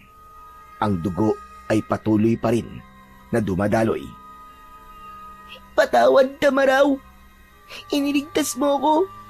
Pero ako wala akong nagawa para sa'yo. Patawad talaga. Umiyak siya nang makitang nawalan na ng hininga ang Tamaraw. Ngunit bago pa siya lamunin ng matinding lungkot, biglang lumiwanag ang paligid. Sa harapan niya, lumitaw ang isang diwata. Malupiton, dumating na ang oras. Ihanda mo ang iyong sarili, sapagkat narito na ang araw na itinakda. Ikaw ang magiging tagapagtanggol ng iyong mga katribo. Paanong... Hindi ikaw ang pumili ng iyong kapalaran, Malupiton. Ang aking alaga, ang Tamaraw, ang siyang nagpasya. Sa kanyang pagpanaw, nais niyang ipamana sa iyo ang mutyang matagal na niyang iniingatan. Isang kapangyarihan na magagamit mo upang ipagtanggol ang iyong mga kababayan laban sa mga mananakop. Teka, ako po? Bakit po ako? Mahina po ako at hindi magaling. Si Balong, hindi ba't siya ang dapat dahil magaling siya, malakas at saka matapang? Umiling ang diwata at marahang lumapit sa kanya. Hindi lakas o tapang ang sukatan ng tunay na mandirigma, kundi ang pusong handang magsakripisyo kahit walang kapalit. At ikaw yun, Malupiton, hindi siya. Talaga po? Makinig ka sa akin. Kumuha ka ng sisidlan at sahurin mo ang kanyang dugo. Ipahid mo ito sa iyong katawan at ikaw ay hindi tatablan ng mga bala o tabak ng kaaway. At ito ang kanyang sungay. Kunin mo. Ito ang iyong magiging sandata. Sa iyong kamay, ito'y magiging kasintalin ng anumang armas na gawa ng tao. Ang sungay na ito ang magbibigay sa iyo ng kapangyarihang wasakin ang iyong mga kalaban. Ang mutya ng Tamaraw? Kung ganun, ay totoo nga ang kwento ni Lolo tungkol sa alamat. Ngumiti ang diwata sa kanya, pero maya-maya pa ay bigla ring sumeryoso at tinitigan siya. Makinig kang mabuti, Malupiton. Ang dugo at sungay ng Tamaraw ay hindi lang isang biyaya. Ito rin ay maaaring maging sumpa kung gagamitin mo sa kasamaan. Kapag ginamit mo ito sa pansariling kagustuhan, ikaw ay lalamunin ng taglay nitong kapangyarihan. Pero dahil alam kong mabuti kang bata, tanggapin mo ang biyaya na galing sa aking pinakamamahal na alaga. Kung yan po ang hiling niyo, mahal na diwata, tinatanggap ko po. Kung ganon, ipinagkakaloob ko na sa iyo ang kapangyarihan. Pagsilbihan mo at ipagtanggol ang iyong tribo. Ipaglaban mo ang kanilang buhay, ang inyong mga lupa, at ang inyong kinabukasan. Lumakad na palayo ang mahiwagan diwata. Ilang sandali pa, nakita niya mismo sa kanyang mga mata ang pagbangon ng kaluluwa ng Tamaraw. Sumunod ito at sumabay sa diwata. Bago sila tuluyang naglaho, tumango ang Tamaraw na tila nagpapaalam sa kanya. Biglang sumabog ang liwanag sa harap niya at naglaho na ang liwanag. Naiwang mag-isa si Malupiton. Huminga siya ng malalim. Pero sa halip na matakot, nakaramdam siya ng kakaibang kapayapaan sa kanyang puso. Isang ngiti ang gumuhit sa kanyang mga labi. Masaya siya na siya ang pinili upang maging tagapagtanggol ng kanilang tribo. Alam niya sa sarili niya na mula sa araw na yon ay hindi na siya magiging anino lang ng iba. Hindi na siya ang batang tahimik lang. Hindi na siya mahina at hindi na siya tatawaging anak lang ng lakan. Ipinangako niya sa kanyang sarili na yayakapin niya ang lahat ng tungkuling nakaatang sa kanya at ang kapangyarihan na ibinigay sa kanya ay gagamitin niya hindi para sa sarili kundi para sa kanyang mga katribo. Dahan-dahan siyang lumapit sa bangkay ng Tamaraw. Maingat niyang pinuno ng dugo ang kanyang sisidlan at pagkatapos ay nagpahid siya sa kanyang buong katawan, mula ulo hanggang paa. Pagkaraan ay napatingin siya sa gilid ng kuweba. Doon niya nakita ang isang matulis na bato na ginagamit ng matatanda upang alisin ang laman sa buto ng yumao bago ilagak sa kuweba. Kinuha niya ito at siya niyang ginamit para kunin ang sungay ng dakilang tamaraw. Lumuhod siya sa tabi ng bangkay at sinimulang ihiwalay ang sungay sa katawan. Patawad at maraming salamat, Tamaraw. Ang sakripisyo mo ay hindi masasayang. Pinapangako ko yan. Habang unti-unting nahihiwalay ito, may dumadaloy na init mula sa mismong sungay papasok sa kanyang kamay, at nang tuluyan niya itong makuha, sumiklab ang malamlam na liwanag mula rito, tanda ng kapangyarihang pumaloob sa kanya. Mutya ng dugo at sungay. Sa iyong biyaya, hindi ko hahayaang bumagsak ang aming tribo. Ipagtatanggol ko sila sa abot ng aking makakaya. Inilapit niya sa kanyang noo ang sungay, tanda ng kanyang lubos na paggalang. Saglit siyang nanahimik bago tumayo at itinago ang sungay sa kanyang likod. Itinali niya ito gamit ang baging. Nang matapos ay napansin niyang madilim na ang paligid. Oras na. Kailangan ko nang bumalik. Hindi na ako pwedeng magtagal dito. At baka mahuli na ako. Baka wala na akong abutan sa tribo namin. Naglakad na siya pauwi sa kanilang maliit na komunidad. Nang malapit na siya, may napansin siyang aninong gumagalaw sa hindi kalayuan. May nakatayo roon at sumisilip-silip sa direksyon ng kanyang lugar. Pinagmasdan niya ito ng mabuti. Ilang sandali lang ay agad niya itong nakilala.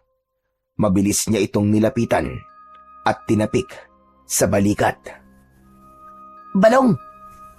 Nanlaki ang mga mata ni Balong. Muntik na siyang mapasigaw nang makita ang anyo ng batang tumapik sa kanya.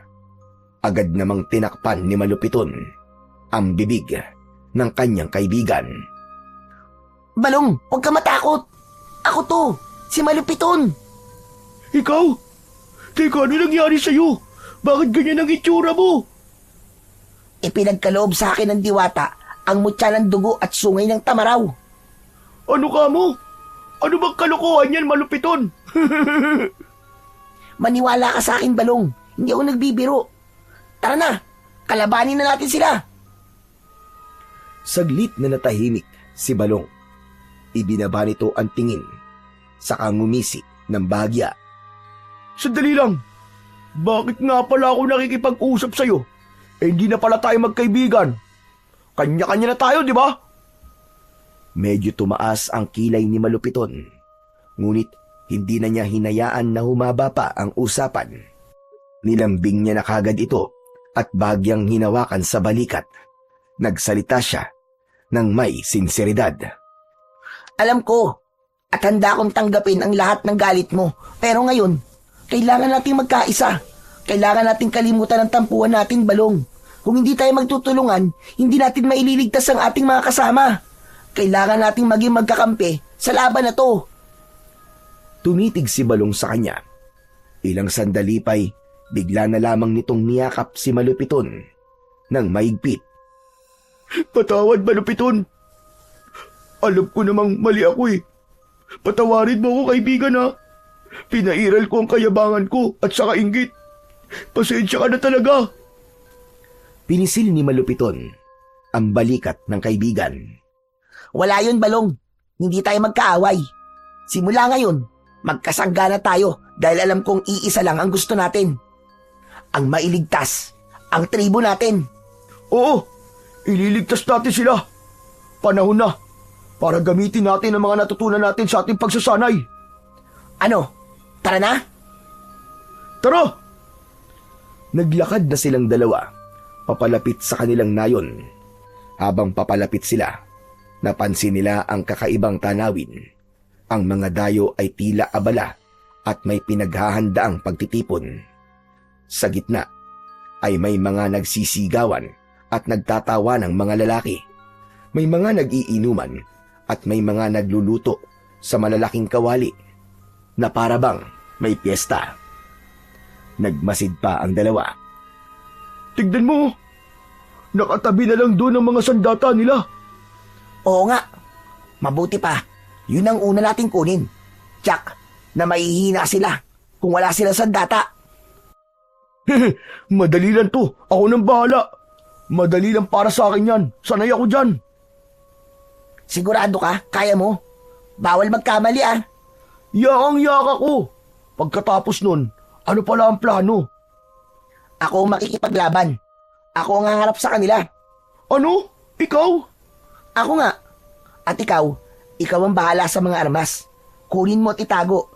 Mas madali natin silang mapapabagsak kung wala mga ito sa kanila. At isa pa, ikaw ang bahala magpataka sa mga biyag ah. Unahin mo ang mga may kayang makipaglaban tulad ni Ama, ni Gawahon at ng ilan nating mandirigma. Napakagat ng labi si Balong. Noon niya lang nakita ang ganoong ningas sa mga mata ng kaibigan niyang si Malupiton. Matapang, walang pag-aalinlangan at puno ng determinasyon. Ibang-iba sa dating Malupiton. Kung ganun, ako na ang bahala. Huwag ka mag-alala. Gagawin ko ang lahat para magtagumpay. Nagkatinginan ang dalawa at parehong tumango. Habang lumalalim ang gabi, mas lalo pang naging maingay ang pagdiriwang ng mga dayo. Maya-maya pa ay sinenyasan na siya ni Malupiton. Tumango si Balong. Gumapang siya papalapit. Dahan-dahan, tila isang ahas. Samantala, nanatiling nakamasid si Malupiton, handang sumaklolo anumang oras. Ang ilan sa mga dayo ay lasing na. Nagtutulakan, nagtatawanan at nagsisigawan na. Kaya naman, hindi nila napansin ang ginagawang pagkilos ni Balong. Isa-isa niyang kinuha ang mga baril at isinilid sa dala niyang sako. Nanginginig ang kanyang mga kamay habang ginagawa ito. Biglang may isang dayo ang dumaan malapit sa kubo. Natigilan si Balong, halos hindi makahinga. Ngunit sa kabutihang palad, dumaan lang ito. Umihi at muling bumalik sa kasiyahan. Nang makasiguro, mabilis na gumapang si Balong papalayo. Dala ang mga armas. Magaling, Balong! Nagawa mo! Sabi ko naman sa'yo yakang-yaka ko yun Agad nilang itinago ang mga armas. Tinabunan nila ito ng mga dahon. Oras na. Kapag sumugod ako, patakasin mo na mga kasama natin ha. Para may kasama tayong lalaban. Tumango si Balong. Seryosong nakatingin sa kanyang kaibigan. Sige, panahon na para ipakita natin kung sino talaga ang mga anak ng tribo. Humanda sila! O ano, Balong? Handa ka na? Handang-handa na, kaibigan! Sa mismong sandaling yon, lumabas mula sa kanyang pinagkukublian si Malupiton. Tumayo siya sa gitna at sumigaw. Umalingaw-ngaw ang kanyang tinig. Itinaas niya ang matalim na sungay ng tamaraw. Lumayas kayo sa lupain namin! Mga sakim na dayo! Nung una ay nagulat ang mga ito nang makita ang anyo ni Malupiton. Ngunit di nagtagal ay bigla silang nagtawanan. May ilan pang nahulog sa kanilang mga upuan habang hawak ang kanilang mga tiyan. Mabilis na sumugod ang isa sa mga dayo. Dala ang kanyang tabak. Inundayan niya ng saksak si Malupiton. Ngunit para lang itong bumangga sa matigas na bato. Walang anumang bakas ng sugat sa katawan. Ang bata, agad na inihampas niya ang sungay ng tamaraw sa tagiliran ng kanyang kalaban at sa isang tira, bumagsak ito ng pasadsad sa lupa at nawalan ng malay. Habang nagaganap yun, mabilis namang kumilos ang kaibigan niya na si Balong.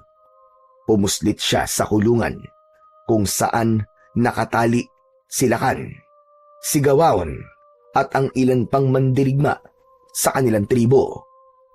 At sa isang iglap, kinalagan na niya ang lahat. Tuwang-tuwa ang lahat kay Balong sa pagkakaligtas niya sa mga ito. Ang galing mo! Mahusay ka talaga, Balong! Maaasahan ka talaga kahit kailan! Hangang-hanga na talaga ako sa'yo! Teka! Salamat! Pero hindi! Mali po! Hindi po ako ang dapat niyo pong hangaan! Ano? Teka! Ano bang ibig mo sabihin? Si Malupiton po! Siya po dapat kasi nandun siya ngayon at kinakalaban ng mag-isa ang mga dayo! Bilisan po natin! Kailangan po natin siyang tulungan! Baka mapahamak siya!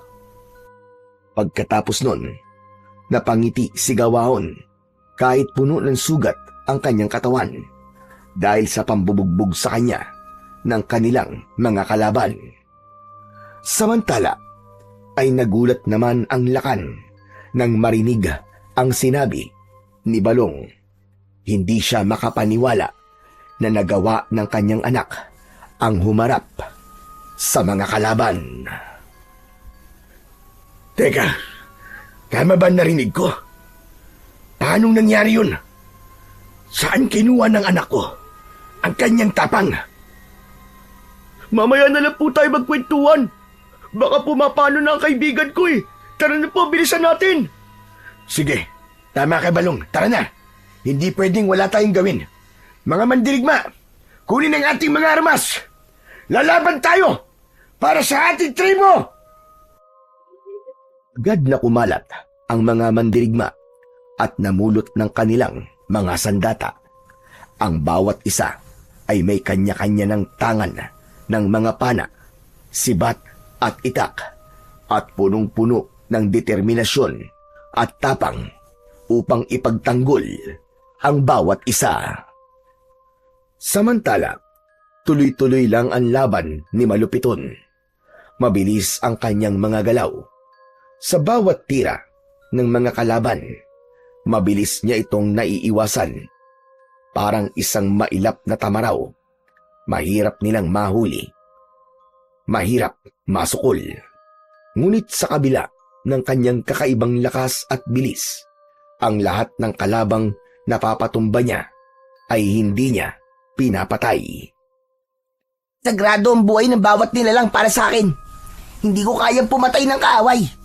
Umalis na lang kayo at hayaan nyo kaming mamuhay dito ng tahimik. Biglang nagsitawanan ang mga dayo. Tila aliw na aliw sa bawat salitang ipinupukol sa kanila ng bata. Ilang saglit pa, isa sa kanila ang umabante at tumingala sa buwan. Unti-unti, nag-iba ang kanyang anyo. Dapat ba talaga kaming matakot sa'yo, ha bata? Napaatras si Malupiton nang makita ang pagbabagong anyo ng kanyang kalaban. Ang balat nito ay naging kulay itim. Humaba ang mga kuko at pangil na animo ay patalid. Naging isang nakakatakot na nilalang ng dilim. Teka, aswang? Tama ka, bata. Isa nga akong aswang. At alam mo bang, naaakit ako sa amoy ng dugo mo? Wag ka lalapit. Hindi ako mangingiming, saktan ka. Maniwala ka sa akin. Sasaktan mo ko. Pero hindi yun ang nakikita ko sa mga mata mo. Nararamdaman ko ang takot mo. Unti-unti na napaatras si Malupiton. Kita na ang kaba sa kanyang mga mata. Ang aswang ay dahan-dahang lumapit sa kanya. Ikaw, maliit na mandirigma. Ikaw ang magiging hapunan ko. Umabante na ang aswang, kaya naman muling napaatras si Malupiton. Ngunit sa kanyang pag-atras, may bigla siyang nabangga. Nang lingunin niya, nakita niya ang kanyang ama na si Lakan Daturos, nakatayo sa likod niya. Huwag ka matakot. Alam mo bang nung kasing edad mo ko, ay may napatay na rin akong aswang noon? Talaga po? Oo, isinama ako ng lakan noon para daw mangaso. Pero hindi ko alam na aswang palang hahabulin kakalabanin namin. Isang aswang na naligaw sa ating kagubatan. Namangha si Malupiton sa kanyang narinig. Ang kaba at takot na kanyang nararamdaman ay biglang nawala. Maigpit niyang hinawakan ang sungay at itinaas ito. Kung ganon, papatay na ako ng aswang ngayong gabi. Tulad ni Lolo at tulad niyo po, ipagtatanggol ko ang ating tribo. Yan, ganyan nga anak, tama yan. Magkasangga tayo dyan. Lalaban tayo hanggang kamatayan. Agad na pumwesto si Malupiton. Nakahawak sa sungay habang sila Kandaturos naman ay kumapit sa kanyang hawak na sibat. Ngunit bago pa sila makalaban ng sabay, biglang nag-iba na din ang anyo ng iba pandayo. Tulad ng mga naunang aswang, humaba rin ang kanilang mga kuko at pangil. Naging nakakatakot na nilalang ang kanilang mga anyo. Umabante agad si Malupiton at isinaksak ang sungay sa aswang na unang sumugod sa kanila. Agad na bumao ng sungay at sa mabilis na sandali, nalusaw ang katawan ng aswang. Walang itinira, maski konting bakas. Dahil sa nakita, galit na sumugod ang iba pang mga halimaw. Pinuntirya nila ang ibang mandirigma ng tribo. Lumaban sila, pero ang lahat ng mga sibat ay nabali lang at ang mga palaso ay tumatalbog lang sa kanilang mga balat. Imposible! Hindi sila tinatablan! Anong gagawin natin? Nag-umpisa ng mangamba ang lahat. Ang ilan ay tumakas na, ang iba naman ay nawalan na ng pag-asa. Dahil sa kanilang takot, umatake ng sabay-sabay ang mga aswang. Madami agad ang nasugatan at merong napaslang. Dahil sa lagim na kanyang nakita, naisip niyang hindi na dapat panghinayangan ang buhay ng kanilang mga kaaway. Pumagitna si Malupiton. Biglang nagliyab ang hawak niyang sungay ng tamaraw. Dumaloy ang init nun sa kanyang mga bisig. Agad na sumugod ang isa, pero mabilis lang na tinapos ni Malupiton ang kanyang buhay. Nahiwa ito sa tiyan at nahati ang halimaw sa dalawang bahagi. Bumagsak ito sa lupa at hindi na muling nakabangon. At pagkatapos nito ay nasunog ang kanyang balat hanggang sa abo na lamang ang natira. Ang galing! Kaya nga! Isa kang ang tunay na mandirigma, anak!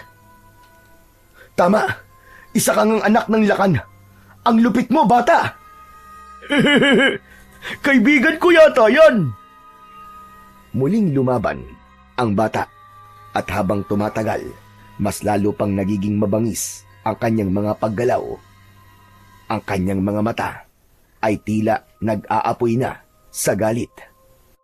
Teka, sandali! Nakikita niyo ba? Bakit ganun? Parang nag-aalab na ang kanyang mga mata. Oo nga, napansin ko din yan. Balong, alam mo ba kung ano nangyayari sa anak ko? Parang may espiritong gumagabay sa kanya. Nang makita nila ang anino ni Malupiton, ay hindi ito pangkaraniwang anino ng isang bata. Sa halip, isa itong anino ng hayop na may sungay. Nagkatinginan ang mga taga-tribo. Hindi sila makapaniwala sa kanilang nakikita. Patuloy pa ring lumalaban ang bata ng mag-isa. Sige anak, kaya mo yan! Ubusin mo silang lahat! Hinarap ni Malupiton ang natitira niyang mga kalaban. Uubusin ko kayong lahat! Hanggat may lakas ako! Hindi nyo kami magagalaw!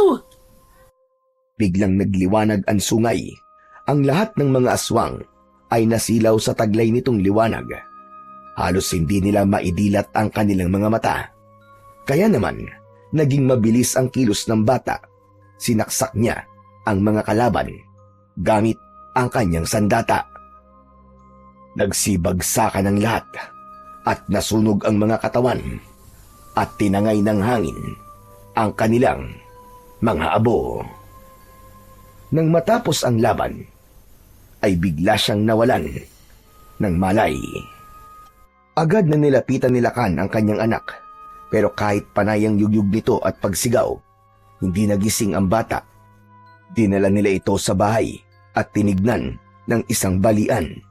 Sinabi nitong maayos naman ang kalagayan ng bata. Napagod lang po siguro siya sa laban. Lakan, maaari po ba natin pag-usapan na nangyari kanina? Sige, ano ba ang dapat natin pag-usapan tungkol sa anak ko? Nagtataka lang po kasi ako kung paano siya naging ganong kalakas. Bata pa lang siya pero napaslang niya ang lahat ng mga aswang na yun. Hindi matatawaran ng katapangan at lakas niya. Hindi ko alam kung paano nangyari. Pero isang bagay lang ang sigurado. Isa siyang tunay na anak ng ating tribo. Pagkatapos nun, ay biglang sumulpot si Balong. Mukhang alam ko na po kung ano nangyari. Ano? May nabanggit po kasi sa akin ng kaibigan ko, sabi niya. Nagpapakita raw po sa kanya ang isang tamaraw na may gintong balahibo sa batok. Palagay ko po, may kinalaman ng lahat ng yun sa nangyayari sa kanya. Mukhang tama ka. Nakuha kaya ng anak ko ang mutya ng alagang tamaraw ng diwata. Nagkatinginan ang tatlo. Ngumiti ang Lakan. Ito'y isang malinaw na tanda na ang ating tribo ay hindi iniiwan ng mga anito. Pinili nila ang iyong anak para maging tagapagtanggol. Ibig sabihin, nakabantay sila sa atin at hindi tayo iniiwan. Tama po. Nakakabilib. Pero ngayong alam na natin na nagkaroon siya ng kapangyarihan, dapat siyang gabayan. Tama ka. At bilang ama niya, sisiguraduhin kong magagamit niya ito palagi sa tama. Pambihira. Para kung nakikita ang sarili ko sa iyo, anak. Sa isip niya, ay bumalik ang kanyang kabataan. Lingid sa kaalaman ni Malupiton, ang ama niya rin ay mahina nung una at takot makisalamuha sa mga katribo nila. Pero nang dumating ang araw na kinailangan niyang tumindig para sa kanyang mga kasamaan, doon nagsimula ang kanyang pagiging mandirigma. Anak nga kita. Ikaw ang magiging pag-asa namin.